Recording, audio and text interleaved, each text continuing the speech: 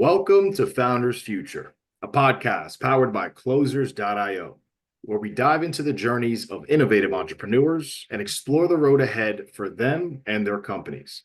I'm your host, Jay Encarnacion, and in each episode, we uncover the stories behind impactful ventures, the challenges faced along the way, and the strategies driving their future growth. Today, we're thrilled to have Yousra Gaballah, the founder and CEO of Sprintly Partners. Yousra brings a wealth of expertise from her roles at Amazon and Uber, where she optimized last mile delivery and scaled Careem's operations, respectively. Based in San Francisco, Sprintly Partners, founded to empower startups, offers a hybrid model of strategic advisory and hands-on support, helping early-stage ventures with investor readiness, go-to-market strategies, and global initiatives like From Egypt to the Valley. We'll be exploring her founding story, how her business accelerates startups' growth, and her vision for scaling this impact-driven venture. So let's dive right in. Yousra, welcome to Founders Future. Thank you, Jay, so much for having me. I'm super excited to dive into this conversation already. Absolutely, Yousra. I mean, so excited to have you on doing some incredible things. So really looking forward to hearing the journey. So let's start at the beginning. For our listeners here, what specific problem in the startup ecosystem really inspired you to start Sprintly Partners? I'll start by telling you the story behind Sprintly Partners. Yeah. So when I first moved to San Francisco, I received multiple offers from founders who wanted me to support them, but on equity basis. And my thought at that time, hey guys, okay, but I cannot get my grocery for equity. So quickly I saw an obvious challenge that founders face. They needed expert help to grow, but they couldn't afford full-time hires. And I wasn't ready as well, by the way, to settle down for just one startup for years. And I found a lot of people with different expertise, they have the same issue. They don't want to work on just one project for a long period of time. And we have a lot of founders that need support, but at the same time, they cannot afford having full-time, especially on a certain level of calibers. Okay. So this is the problem number one. And then there was another problem in parallel. When I worked with founders on their expansion, there was another crystal clear issue when it comes to expanding geographically, that this expansion usually drains the budget of the founders without even proving the concept and proving the product market fit of their product in this new market. Okay, so they start investing the money and then they might find halfway through that it wasn't the right move. And this is exactly where we step in. So I realized that startups needed a smarter way to validate new markets without burning their budget. And that's when I knew there is a smarter way to scale. So what we do is Sprintly, we become part of the startups team, guiding them through focused, rapid growth sprints, okay, to scale efficiently in an affordable way. Yeah, and we do that through two arms. So we have an arm of experts and we have an arm of investors. So we support on achieving specific goal on sprint basis through the expert support. And on the other arm, we match between our investors arm or our investors network and the founders or the partners that we're going to be working with.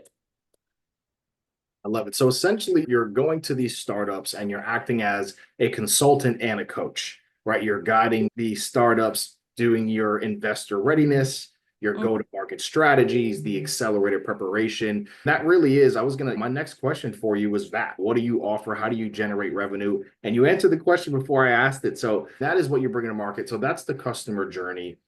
You love to work with the startups on that side. So talk to us a little bit, Yousra. What's working best for you right now on the acquisition side of things? So how are you getting those clients successfully and efficiently, whether it's through ads, referrals, organic social media? What does that look like on that side? Okay, I just want to clarify one thing at the beginning, which is we're not consultants. Gotcha. We execute with the team, with our partners. So it's like fractional team on demand for growth. Beautiful. on sprint basis. So yeah, so we do the fractional work in sprints and agile, following the agile methodology. So we do it in team. And the other part is on the investors side. So we do the matchmaking between the investors and the founders. So it's as if we're scouting for the investors who act as the advisors of our founders or our partners. Yeah, this is one thing. On the acquisition, so Jay, surprisingly, we haven't done one outbound marketing up till this moment.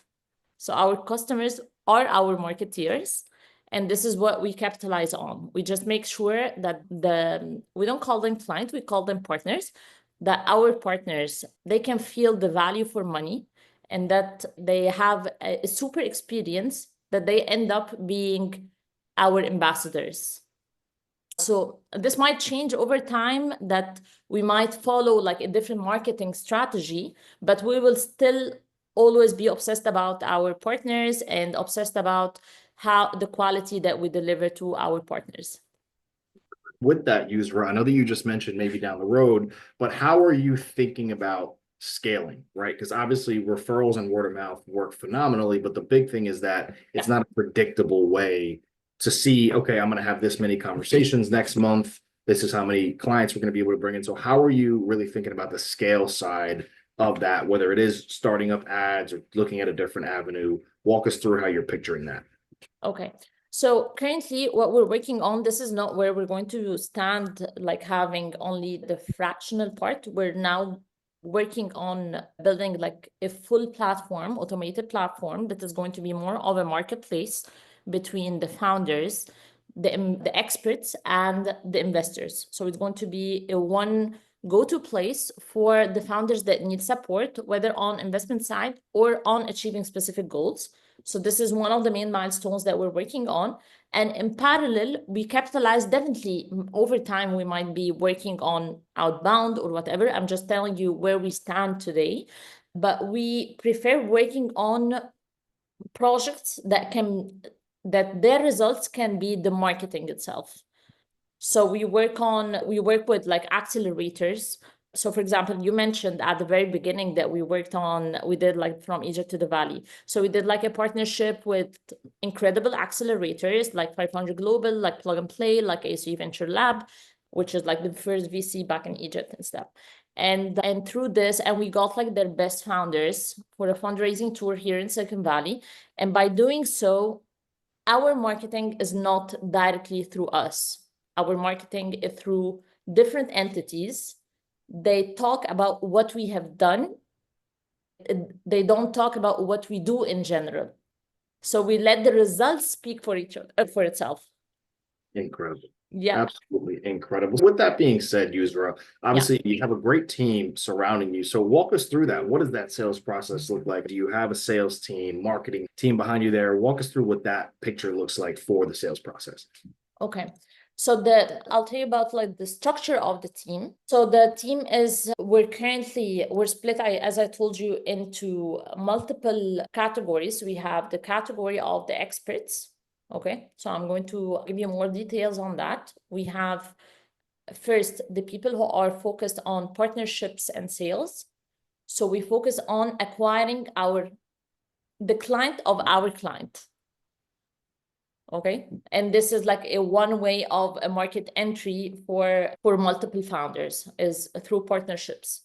Okay. So we have some of the team are specialized in partnerships and sales. The other part is on the investors readiness. So product positioning, storytelling, product market fit.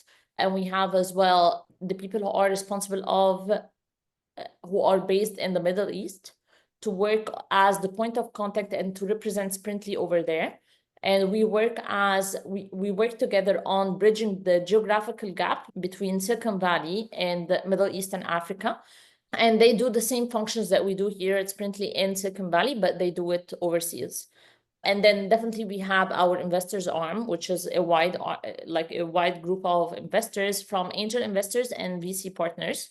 And we make sure that prior to starting any project, that we do the right matching between the investor and the founder based on multiple factors and their interest, based on the market, based on the stage of the startup, and based on the industry, prior to even accepting a certain case or a certain business to work with.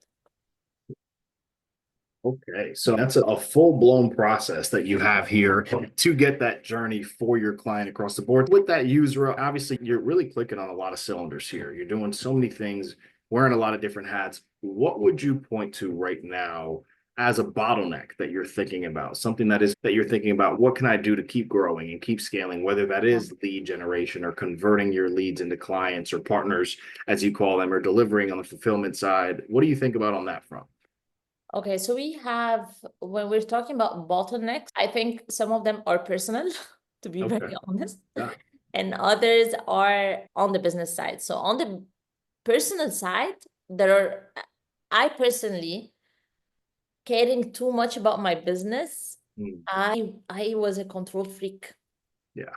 And I had a challenge to delegate at the beginning. And I wanted to do everything. I care too much that I wanted to do everything myself, and I had too much on my plate.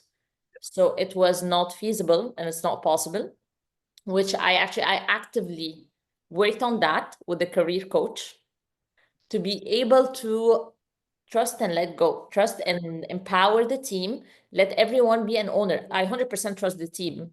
Okay. But the problem is I just can visualize. I always visualize how I think I want things to be done.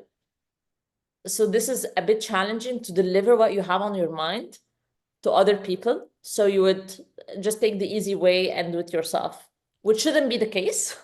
So I actively worked on that. And I think career coaching is magic. If you work with the right career coach, it's magical. So this is one thing. The other thing, other bottleneck was, and it still is, like it still is a challenge, which is matching between the supply and demand.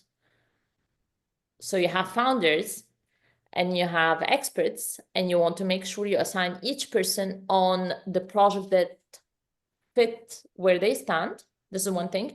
And you want to make sure that all the time you have enough people on the team that can cover the projects, right?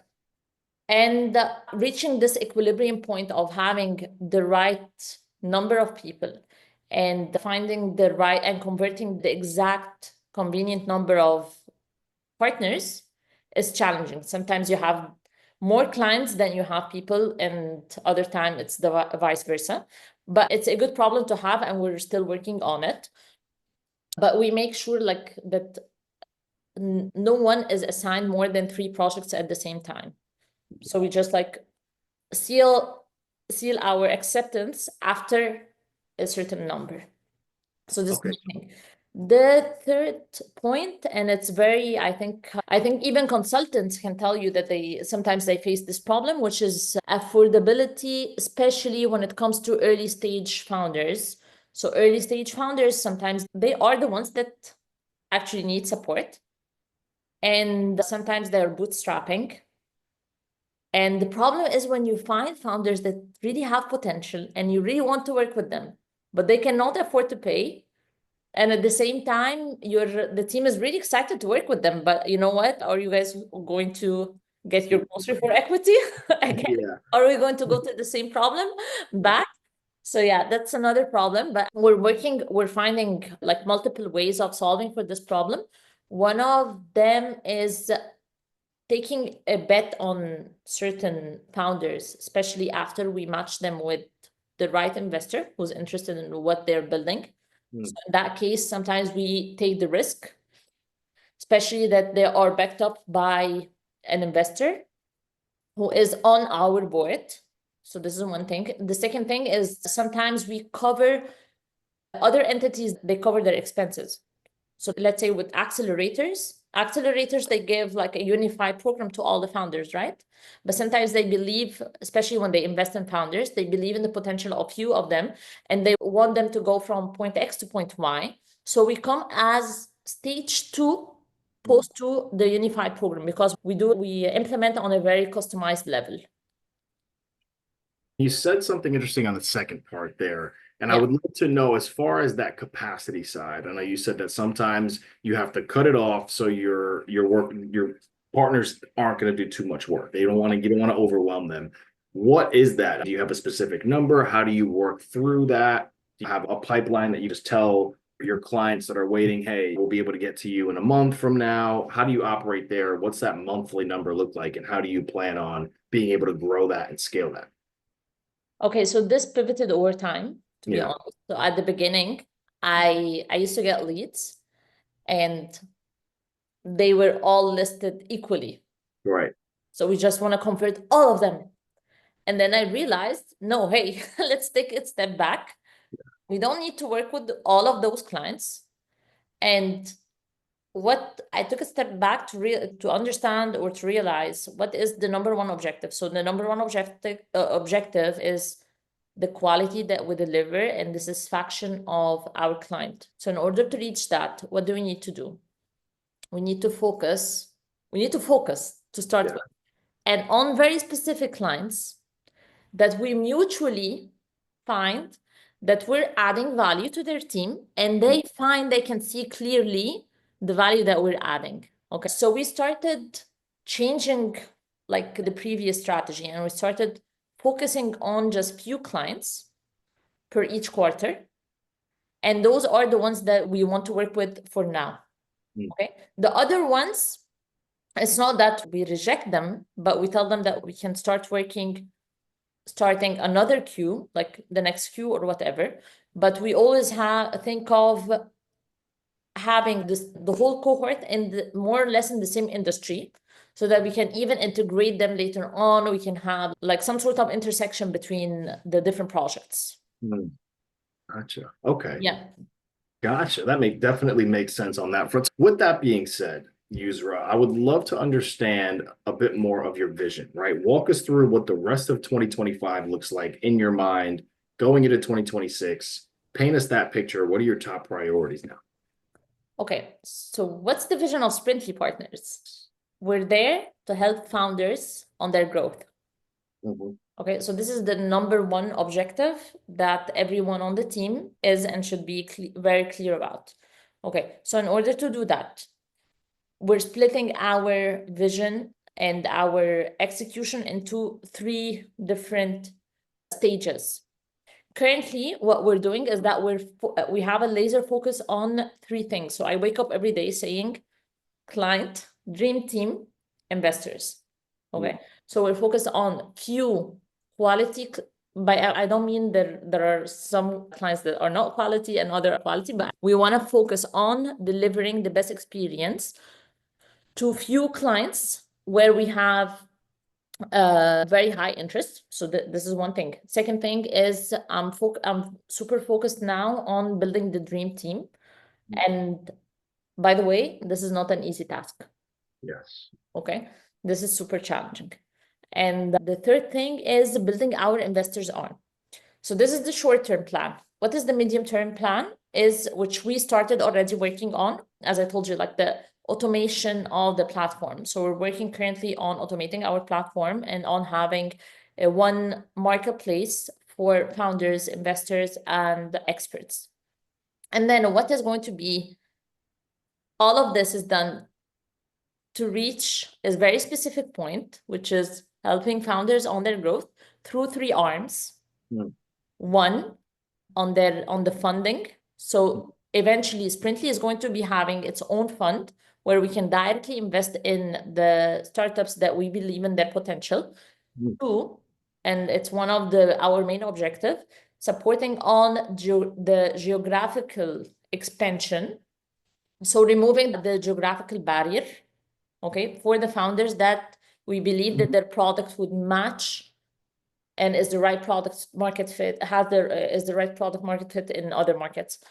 And the expert support. So giving those founders the ability to access people that they cannot afford to hire them for a full time.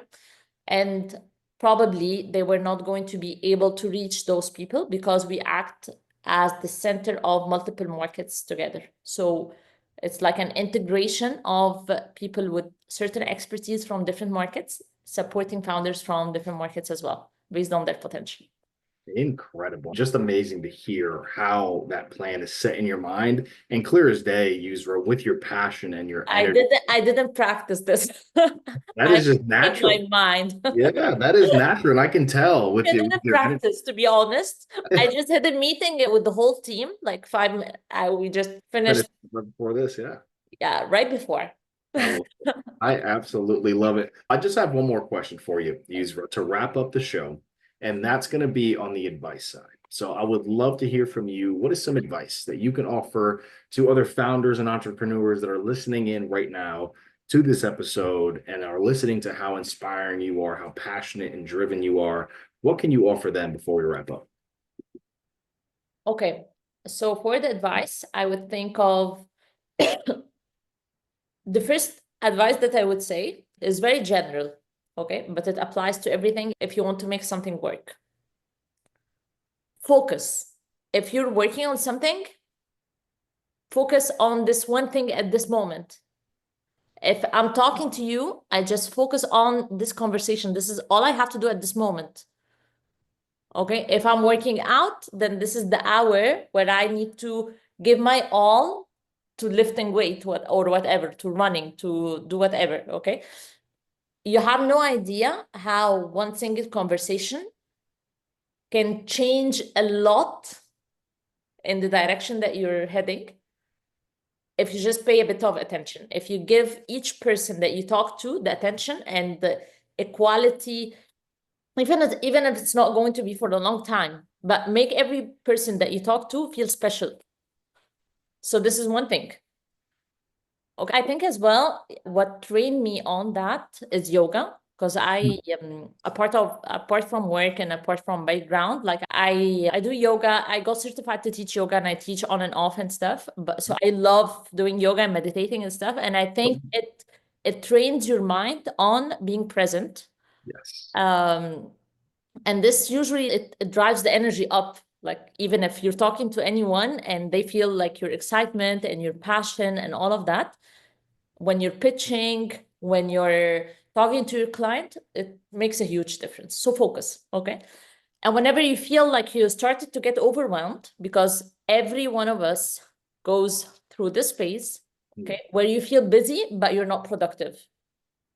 So every day you have a fake sense of urgency and you feel like, okay, I need to do this and that. But at the end of the day, what is the outcome? Zero, okay? So whenever you face this wall, or you're hitting this wall, you just need to take a step back. Revise what's going on. What are the priorities? What is the objective? Focus on the objective. And what am I doing on my day that aligns with this objective? And the rest should be dropped. Dropped or deprioritized or scheduled on different days, stuff like that. But do the important urgent matrix every day. Focus on, I told you, like I wake up as saying, quality clients, team, investors, okay? And then the rest they follow. So this is number one, is focus. The second thing, whenever you're building something, a lot of people think of, what is this up-to-date thing? But they don't think about it, what is not going to change in 10 years, for example. You need to be solving a problem that is going to, you're actually solving for a real pain that is existing, that people are willing to pay money to tackle this pain, okay? And this problem is still going to, in 10 years, your solution is still going to be solving for something existing. You know what I mean? So build for something that will matter in 10 years and will last. And I think if there is something else I would advise with, so we kept on hearing I always used to hear customer comes first, and even in Amazon we keep on they used to say like one of the main principles are being customer centric and stuff. And even in the Middle East they say, for example, in Arabic it's called الزبون على حق. Okay. Especially, okay, that's in Arabic, especially in F&B. So whenever like you go to a restaurant, they say, okay, it means like the customer is always right. I did not really get this meaning till I founded my own business. And I felt like the most important thing that matters to me is the client is the client feedback, is the client to, it's not the payment of the client, it's the client satisfaction. Because Yes. this is like investment, it's a direct investment. It's like paying to get your own masters, for example. You just pay to get something in return later on. Mm. Know what I mean? So yeah, recapping those, focus, make sure that you're building something that will matter in a 10-year. And the third thing, focus on your customer. Love it. I love that. With that, ladies and gentlemen, that is going to wrap up another inspiring episode of Founders Future. Yousra, I can't thank you enough coming on the show, sharing your incredible journey and your insights. And as I mentioned, just a beautiful soul, so much passion and drive. And it's clear as day why you're seeing the success that you're seeing. And I know you're going to do some incredible things in this space. So thank you again for coming on the show.